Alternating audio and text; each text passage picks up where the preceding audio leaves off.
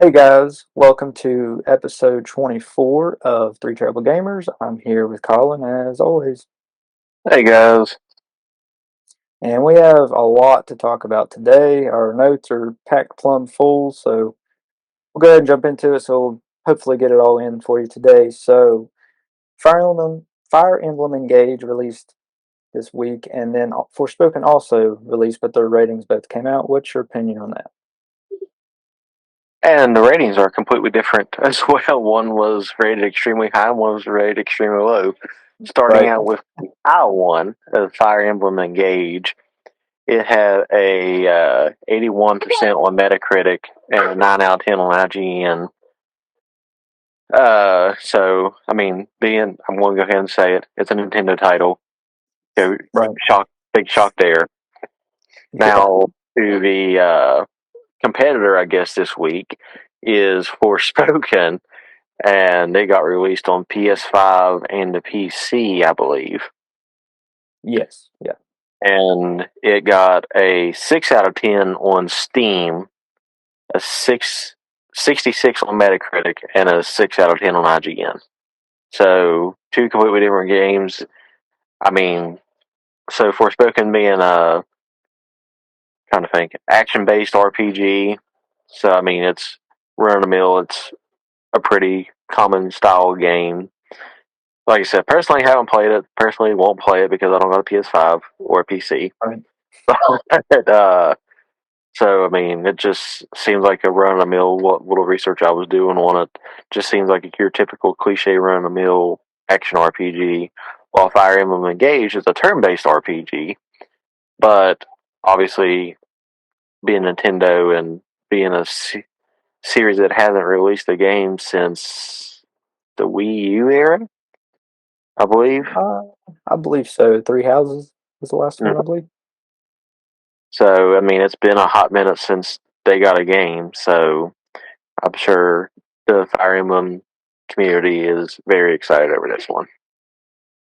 Yeah, so I kind of expected the reviews to go this way because even coming into it, Forspoken, even the trailers, people were saying that it didn't look like it was the frame rate was very good or the gameplay looked very good. And so yeah, Fire Emblem Engage though 81, as you said, 68 positive, 15 mixed, and zero negative. Like I said, it's a Nintendo title. Nintendo gets the job done typically with their first party titles. So typically you don't have to worry too much about Nintendo, but Sony, usually you don't have to worry about them either with their God of Wars and other games, but even Gran Turismo first party kind of struggled a couple months ago. So maybe Sony's just going all in on God of War. I don't know, but Forspoken, it was a 66 on Metacritic for the PS5. I haven't got the rating. I didn't see the rating on the PC on Metacritic. But 26 positive, 49 mixed, and 6 negative. Like I said, they're a lot of people were just talking about the frame rate, and a frame rate drop on a next gen console is not a good thing to see.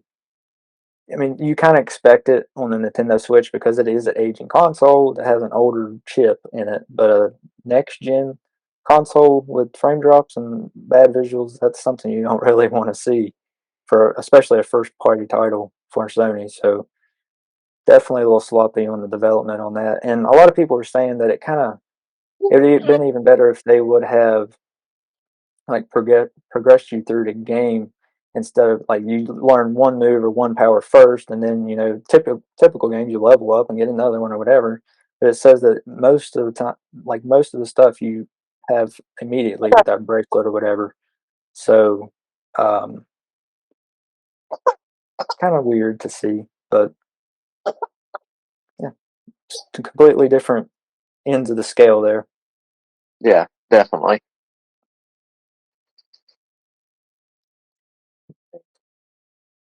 And some more rumors have appeared. A 2D Metroid game has been rumored. Not The Metroid sword, Dread this time. yeah, it's not Metroid Dread, it's I guess, the successor. Sequel. I guess it's still technically a sequel. Yeah. So it's Nash Weedle was the guy who released it, which he released it in Spanish because I guess he's of some sort of Yes, Spanish. man. But it got leaked. He's the same guy who released Dread. Well, Right. had leaked for it, Leak. Yeah. and I said it could be out as soon as 2025. Which, yet again, he didn't really. Dread was pretty much right around the corner whenever he leaked it this time. So I think this one is just a rumor and him trying to get his name back out there. Okay, so you don't think it's true at all? I don't think it's true at all. But again, I Okay, can't read Spanish. But that's true. Well, I did see the quote translated, and it just said 2D. I believe it was 2D MS, which is Mercury Steam, who developed Metroid Dread, and then it said 2025, and then a wink face. So basically, it was leaking the new Metroid 6 or whatever. But yeah, same person that leaked Metroid Dread right ahead of it. And for those of you who don't know who Mercury Steam is, like I said, they are the ones who developed Metroid Dread and the remake of the second Metroid game on the 3DS. Um, but apparently, according to him, they are currently developing Metroid 6 and plan to release in 2025, as Colin said. Um, I'm going to go against Colin here. I will say it is true because I believe Nintendo, I mean, it went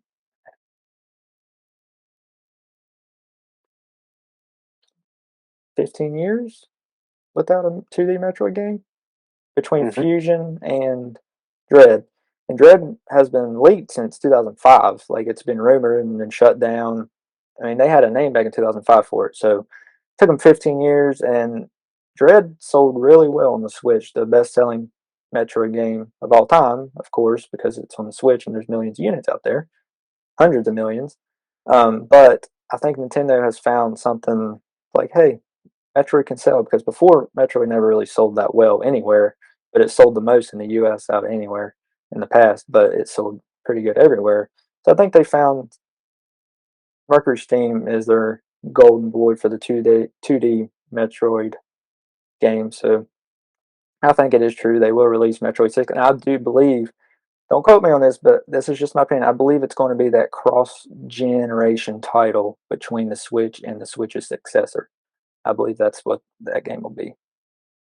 Okay. Um, Well, yeah, that's just my opinion. I don't have any solid proof, like I said, but that is my opinion. It will be the cross generation game between the two Switches. But speaking of Metroid, while we're on the topic, Metroid Prime 4, I believe it was today or yesterday, made 4 years since we've heard anything about Metroid Prime 4.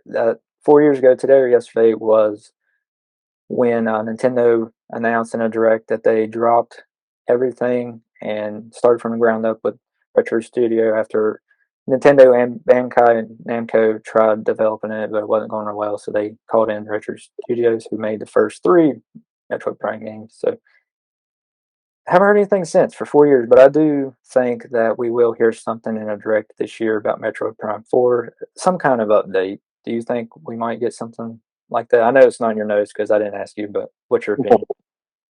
I mean, anything's up in the air at this point because I mean it's been a hot minute since Metroid 3. Well, I guess Prime 3, I should say, because Metroid 3 came out a while ago. On the Wii. Yeah, but it's like I said, it's definitely possible. It's like you said, it's been 4 years, so it's been a hot minute since they done it. But Nintendo being Nintendo, it seems like when it's not a Metroid title, it takes about that 4 to 7 year mark for them to release a new game for a series that's not Mario. Right, and game development takes a lot of time than it used to, obviously, because of better graphics, bigger files. So 4 years, it's probably about done. But do you think there's a chance that they could have everything could have went bad and they just dropped it and scrapped it altogether and didn't tell anybody? Or do you think it is still coming? I mean, naturally, It don't matter how far in the future it'll come, it'll eventually come. It's just how soon we're talking about here. Right. Okay. Eventually, even if it's within the next 20 years, we'll get we'll get a Prime 4. If not, then I'm sure the fans will make one like they did Metroid 2 remake before Nintendo came out with their own. Exactly. So, like I said, it's just one of those things. It'll happen eventually. It's just I don't got a exact time frame or thinking when it's going to happen. Right. Okay. Moving on then to something that is in your notes. Xbox quarter 2 revenue results. Uh, well, Nintendo's going bankrupt. I'm joking. uh, Microsoft. yeah, Microsoft. My bad. But You're good. yeah, they are. Uh, they declined in everything except for Game Pass. So with a 13% decline in the revenue from this time last year, a Yeah. 12% decline in services, and a 13% decline in consoles. And the only reason why I think the Game Pass grew in this situation was so it was the holiday season, so therefore they was offering that $1 Game Pass to everybody. Right. Okay. Yeah, everything's down except for Game Pass, like you said. I think it's because we haven't had a big Microsoft Xbox game release in forever. I mean, they everything got postponed. Everything got postponed from 2021 to 2022. Everything got postponed from 2022 to this year, and we'll get into it here in a minute. Actually, the next topic, the Xbox Direct. So there are going to be some games releasing this year. So I think all of their numbers will go up, even including their hardware sales. But don't think that Microsoft's going bankrupt because they still brought in several billions of dollars last year, and well, just in quarter 2. So they're still, even with the tens of thousands of employees getting laid off, they are making money. I don't know. They're going bankrupt. I'm calling it. Well, they might, but Bill Gates will have some issues then if he goes bankrupt. You can watch his spending. Obviously, he is if he's cutting people. Yeah, but the Xbox Direct results. Well, unlike you, I didn't have time to watch the whole thing. You did So, have time to watch the whole thing? not. Oh, I didn't either. I just Oh, watched it 10 minutes before we started. I didn't even do that. I just went on there. I seen where there's 5 games that got announced and 4 release dates for upcoming games. Other than that, Yeah. that's all I really have on the direct results. All right, I got you. All right, Minecraft Legends will release on April 18th. Um, kind of looks like Minecraft Dungeons and it's kind of a tower defense game from what it looks like. I mean, I'm not a fan of Minecraft. I've never been, but already a cool idea, I guess. Minecraft Dungeons was kind of weird, but a tower defense, I like tower defense games. Isn't that Dungeons kind of like a Tall Tale type situation? Yeah, kinda. It's weird. A lot of people liked it, but like I said, I'm not a big Minecraft guy, but I'm sure a lot of people are excited for this game because there's several Minecraft fanatics out there. I believe Colby, he liked Minecraft real well, didn't Yeah. he? Yeah, and Summer and Cole and my little brother, all of them, both of my little brothers, I guess, they all played Minecraft in the past and they loved it. But Forza Motorsport 8 will release. They just said sometime in 2023, so I'm leaning more towards second half of 2023. Could 8 be or 9. first half. I'm leaning. What? 8 or I 9, believe it's because eight. Is it not? last week we said 9. Well, 8 or 9. I'm not sure. I'm pretty sure it's 8, but one of them. The newest Forza Motorsport will come out, I believe, second half of 2023. Not the motorcycles, but the actual cars. Yeah, cars. They're saying they're making this one more realistic. The cars are kind of get beat up and smashed, and then as they get beat up and smashed, it'll make it harder to drive. Like you'll be able to feel it like leaning towards one way or something. Pretty cool. I mean, make it. I mean, So I guess they'll be using the rewind button a whole lot more. yeah, I guess, but I mean, technically, didn't GTA San Andreas have that? Like when the car was beat up, it kind of made it lean or something like that. Best I can remember. They done it, drifted quite a bit, but it was just one of those things. Which I know in Grand Theft Auto, you beat it up enough, it eventually blow up. So, Yeah, yeah. I don't know if you know, it'll blow up, but I don't know if that's the best thing to compare to. yeah. But I believe they said it'll go all the way like to the tires, like customizing everything. It's pretty cool, I guess. Um, Hi-Fi Rush. It was a shadow drop, and it's out now. If you want to go pick it up on Game Pass and download it. The graphics, it's kind of like a Jet Set Radio and a Beautiful Joe, like a real cartoony, cel shaded, kind of like Borderlands type looking. It looks pretty good. Um, so you can check it out if you're into that kind of stuff. It's not a huge game. It's just like a little, maybe a little bit bigger than an indie title, I guess. But it is first party. Elder Scrolls Online. There's an expansion releasing in June. That's all it says is just in June. But if you already have the game, then it's just free DLC. And so, me, I've never been a big Elder Scrolls person. I don't like Skyrim. I don't like any of that stuff. I know a lot of people are going to hate me for that, but never been big into it. And then Redfall. That and Starfield are the two big releases of Microsoft's 2023. Redfall. If you guys don't know what Redfall is, because you've been living under a rock, it's a story-driven shooter. It's kind of similar to Far Cry, I guess. People are saying Far Cry in a 3D Castlevania, I guess. You fight vampires, kind of Gotcha. like Castlevania, I guess. I guess I've It's been pretty living cool.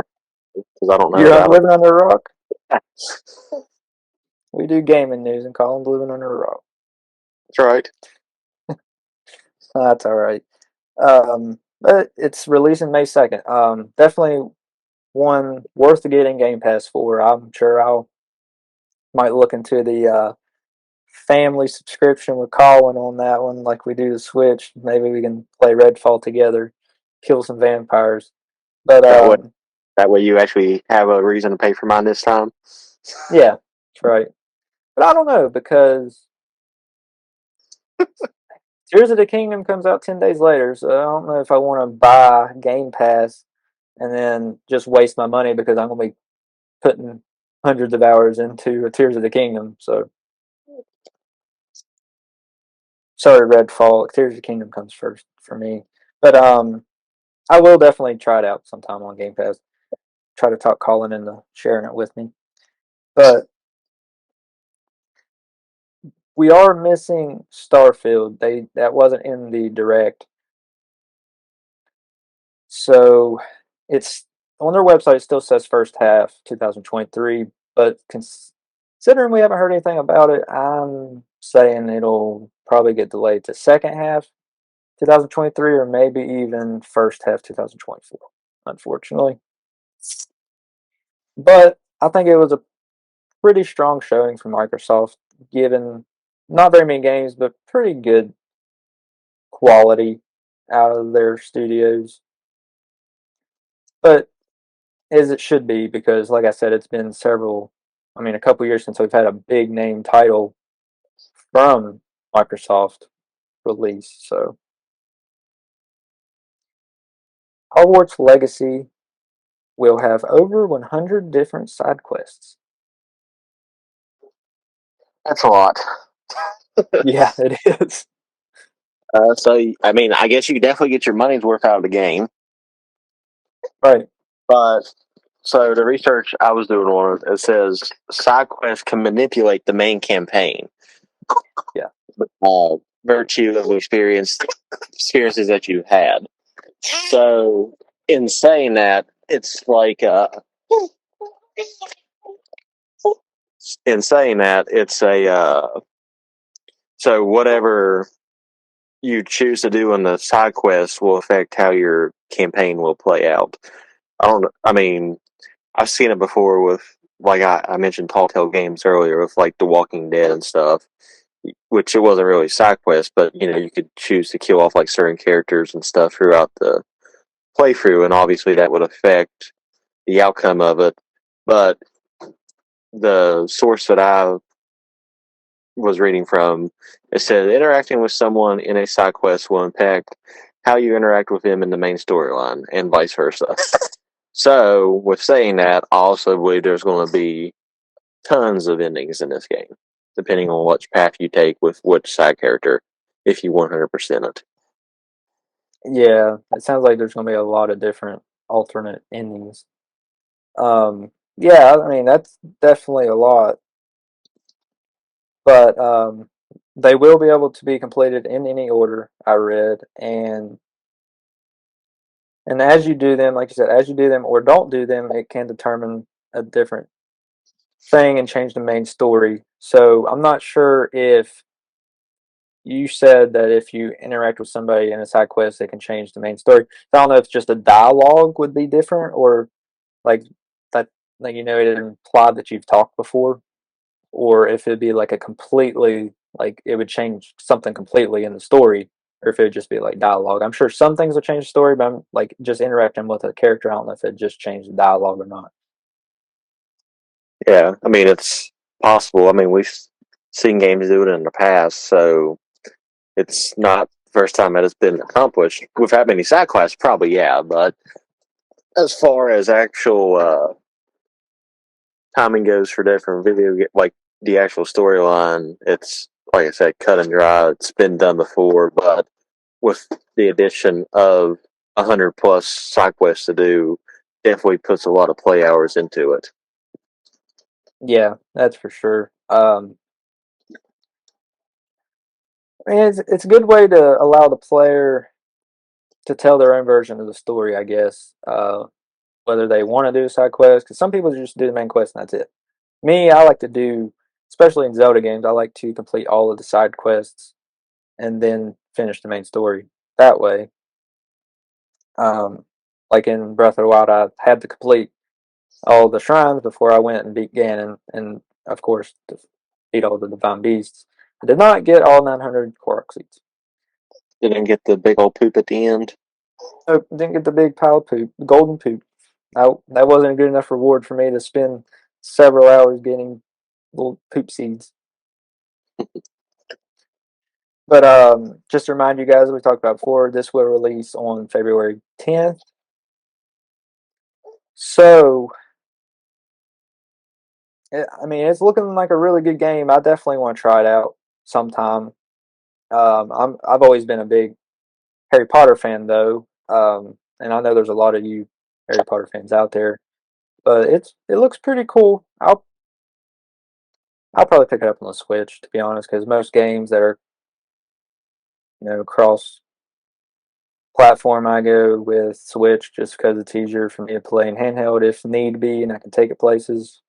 So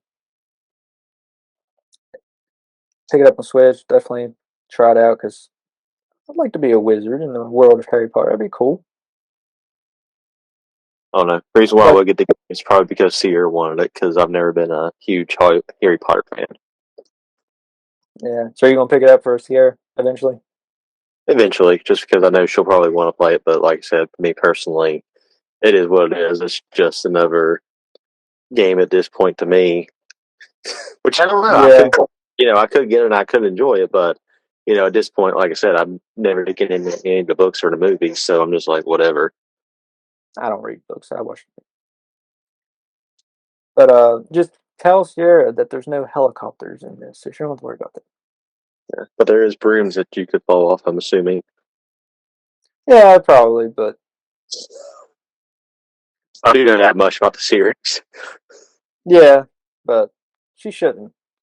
definitely no helicopters for her to fall off of and die. But moving on, Goldeneye has finally released on Nintendo Switch Online and then Xbox Game Pass. And it came out today, actually. The day of recording is the 27th, but by the time you hear this, it'll be out a couple days. Unless you're live on Twitch right now. Yeah. So Nintendo Switch having it, which obviously it came out on the N64. So Nintendo had first dibs on it whenever all the relicensings and everything else came through, and the Xbox Game Pass got it as well. But there's a slight difference in between the two, and the Nintendo Switch, you can actually play it online against other people. So you get a big old nice screen to yourself while you're playing against other people, like you would on any other first-person shooter. Right. But for the Xbox and the Game Pass, you just you can only do local play, Like the original game. just like the original game. Yeah, So I mean, the Game Pass family plan for that game. yeah, I'll stick with once we get the Nintendo 64 back on there. I was gonna say, yeah, you have to have the N64 expansion pass for it to work too. You just can't have Nintendo Switch Online. Right. Kind of disappointing on Microsoft's side. They own the rights to it, and yet they don't add online play. You would think it would be the other way around. They would release it on the Nintendo Switch Online local play only, and on their own platform with online. You would think, but I don't know if that's their thing for Mm. trying to turn people to Nintendo in their slight little partnership, or I mean, see how their Q3, uh, yeah, their quarter free goes whenever it hits from this game releasing or not. Well, I mean, Yeah, obviously, but still. right. I mean, I know a lot of people were excited for this to release because I mean, there's a lot of GoldenEye 007 fans out there. Um, I even played it back in the day for the 64. No, I mean, I wasn't a hardcore gamer because I was young. I was, I mean, I didn't play it when it came out, obviously, but before the GameCube, I played it. So I was 2 or 3, and I remember it, and it was a good game, I guess. But a lot of people that were obviously older than me really enjoyed it more. Um, but I don't think people realize how much this shows the bond between Microsoft and Nintendo because this is a big IP for Microsoft, and the fact that they're willing to share it with Nintendo and they don't have to, that shows a lot for their relationship and their partnership. So I think, like you said, this was Microsoft's gift to Nintendo because it was theirs first. Mm-hmm. Technically, it was Nintendo's first, so it's just showing their love and their appreciation for Nintendo. Like, here, you can have the better version. So whether that's true or not, I don't know. But that seems like that's what it is to me. And if that's the case, then good for Microsoft on their part. And Microsoft seems like a really good company, friendly company to Nintendo. And they would be friendly to Sony too if Sony wasn't so mean back to them. I was going to say Sony pretty much started way back in the day with Nintendo, so they've pretty much Yeah. been on their boat since. But yeah, this is a relationship that Sony and Nintendo could have had for the past 30 years. Oh, yeah. And imagine the cross generation. I mean, if they would have had a good relationship all these years, could you imagine maybe a Zelda or Mario on Sony's platforms? I mean, it's kind of hard to think, but maybe. Oh yeah, I mean it's definitely possible. And then, shoot, if that was the case, I figured if that was the changing point in history, I would predict that there would be cross-platform gaming across all consoles at this point. I Like, think so. But I don't. I think if that relationship would have worked out, Microsoft definitely wouldn't be as popular with their Xbox as they are. oh no, definitely not. And who knows? They may after the first one, they may have just failed and gave up, and there'd only be the two top dogs. Nintendo and Sony. So who knows how history would have went if the partnership would have worked out. Yeah, because very well that could have. I mean, the Xbox, Microsoft could have easily been the Stadia now. Yeah, exactly.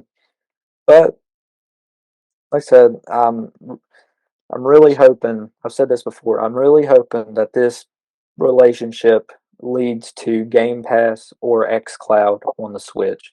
That would be really really cool to be able to play your Xbox games on your Switch. But who knows? But definitely good to see their relationship growing. All right, last topic of the day: Dead Space Remake rating. Uh, well, it got a 9 out of 10 on IGN, an 89 on Metacritic, and a 90 on Metacritic. And this is compared to the same game, but the original release. And IGN and Metacritic was the exact same whenever it got released back in 2013. The only extra one there was back then was the PC Gamer critic score, and it was an 84 on the original. Yeah, So obviously, still a good game. It's just an updated version of that game. Better right. graphics, but better frame rates. Still scary. Yeah, yeah. Like you said, the original got an 89 on the Xbox 360 back in the day in 2008, a long time ago. Um, I I remember when this game first came out. Yeah. I just Huh? rolled. And I don't know where I got 2013 at. I just rolled with it. I might have been thinking of the second one. I think it may have came out then. Second or third one, I Yeah. believe. Anyway, oh wait, long time ago. But yeah, an 89. This one also has an 89 with 57 positive, one mixed, and zero negative. I mean, it could change as more people get their hands on it, but I would say it's probably, if it does drop or raise, it'll just be by 1 or 2 points. I'd say it's probably going to stay around where it is. Um, and the only mix so far was just somebody saying that they didn't think it was quite classic enough to get a remake. So that's not really a knock on the game. It's just their opinion that it shouldn't have got a remake. So I didn't really count that much. Been too soon, basically. Yeah, basically what they were saying. Um, I mean, I think 15 years is fair. yeah, I mean, on the 360, maybe it didn't have awful graphics, but you go back and play it now, kind of rough. Well, you're going side by side, it's a whole different ballgame. Oh yeah, yeah. Um, did you play Dead Space? I played it a little bit, yeah. I never did really get into it. I mean, I'm into horror everything, so it suits my fancy for the adrenaline pumping through my veins with it. But like I said, I just never really did get into the style of play for it, though. Right, and it was Games of Gold a while ago when they still releasing good games with Games of Gold. Yeah, Um, I believe the first two were Games with Gold. I don't know if the third one ever did or not. But if anybody out there has not played Dead Space, pick it up. It is a really good game, and if you like horror movies, it's really good. It's better than Dead by Daylight. I'm sure a lot of you young kids and stuff have played Dead by Daylight. It's a lot better than Dead by Daylight. Is it? You believe so, Colin? oh yeah, definitely. I mean, I guess it depends on your style of play too. If you prefer to play multiplayer with a bunch of people, then yeah, Dead by Daylight, you know, all day long. But if you like the single player cinematic experience, then Dead Space all day long. Right. Yeah. If you're just in for a horror game, definitely Dead Space over top of Dead by Daylight. And for those of you that know what Outlast is, it's also a horror game, but Dead Space is, in my opinion, better than Outlast or Outlast 2. Um, yeah, definitely recommend it. Pick it up. And all these games that I have mentioned are in our description of this episode for the affiliate links of Amazon. So you can pick them up. Easy links if you're searching for those. Yeah. And since that's the case, we may as well go ahead and roll through the rest of our affiliates. Yep. So we're actually live on Twitch right now. So instead of playing games right now, we're just going to do our podcast live on Twitch. We'll just have it under the just chatting genre of gaming at that point. So if you guys want to watch live, just it's free. Go on Twitch, and we'd love to have you. Um, may stick around. I mean, at least I will for a couple minutes if you guys have questions or you guys have put in the chat or anything. Um, Say Friday so night, 9 o'clock. yeah, yeah. Friday nights at 9 o'clock is typically when we start recording. Um, so I'll put the Twitch in the description if it's not already. It may already be. I don't think it is. But I'll put it in there so you guys can have it from now on. Keep it on your phone, whatever. Or just follow us on Twitch, and it'll give you a notification when we're live. So, and subscribe to our YouTube. Colin's been working on TikTok and the Facebook. Um, still want you guys to, well, I said, and Tweeter. yeah, and Twitter. Still want you guys to join our Discord so we can chat with you guys. We'd love to have you there and just talk to you casually. Um, anything else? Uh, Redbubble will get merch. Yeah, merch. Buy our merch. I need to pick up a couple shirts sometime so I can show them to you guys. And instead of wearing real real tree fishing, I can wear Three Trouble Gamers. And our NordVPN, if you decide you want a special thing, go to our link on that as well. I'll put that in the description. You'll have to send it to me. I forgot it last time, but it is what it is. Yeah, they'll be all right. They're not giving anything. All right. Well, I guess that's it. Yeah, we'll catch you guys next week. Thanks for listening. Later, guys.